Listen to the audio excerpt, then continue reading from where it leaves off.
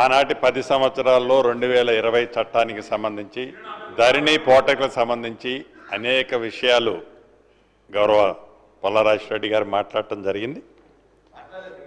So ఇవన్నిటికీ లాస్ట్లో answer చెప్తాను తప్పకుండా. గౌరవ డిప్యూటీ చీఫ్ మినిస్టర్ గారు చాలా స్పష్టంగా ఎన్నికలు ఏవైతే మొన్న ఎన్నికలకు పోయే ముందు కాంగ్రెస్ పార్టీ ఆలోచన ధరణిని గురించి చాలా స్పష్టంగా ధరణినే ఏజెండా చేసుకొని ధరణి కాన్సెప్ట్ మీదనే ధరణిని రెఫరెండంగా తీసుకొని కాంగ్రెస్ పార్టీ ఒక స్లోగన్ ఇచ్చింది, వాళ్ళు ఒక స్లోగన్ ఇచ్చారు.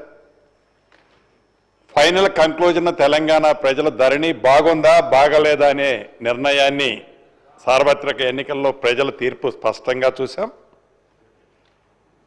గతంలో 2020 చట్టం ఏ రకంగా చేశారు, ఎంత ఆతృతగా చేశారు, ఆ చేసిన దాంట్లో ఇటున్న సభ్యులే ఇబ్బంది పడలేదు, ఇటున్న సభ్యులు కూడా కోకొల్లల మంది ఇవాళ శాసనసభ్యులుగా, ఎమ్మెల్సీలుగా, పార్లమెంటు సభ్యులుగా, గతంలో మంత్రులకు చేసిన అనేక మంది వారి భూములకు సంబంధించిన ధరణి వల్ల నిన్న మొన్న నా పక్కన వచ్చి కూర్చొని డిస్కషన్ చేసేవన్నీ కూడా వారి వ్యక్తిగతంగా సంబంధించిన భూములు ధరణిలో మిస్ అయినాయనే వచ్చి అడుగుతున్న సందర్భం స్పష్టంగా చూశాం.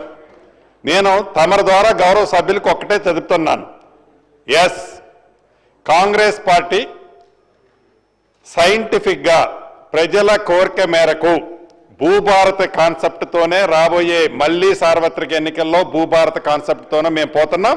మీరు ధరణి కాన్సెప్ట్తో ఆనాడిపోయి మీరు అదే మళ్ళీ మీది మీరు సమర్థించుకునే పని చేస్తున్నారు తప్ప గౌరవ మా భట్టి గారు చెప్పినట్లు నిజాన్ని ఒప్పుకోకుండా, నిజాన్ని నిజమని చెప్పకుండా అహం అడ్డం వచ్చి మీరు మాట్లాడుతున్నారే తప్ప తప్పకుండా భూభారత్ని చాలా ప్రజల కోసం ప్రజల సౌకర్యార్థం పబ్లిక్గా అనేక సందర్భాల్లో పబ్లిక్ డొమైన్లో పెట్టి చర్చించిన తర్వాత భూభారత్ తీసుకొచ్చాం.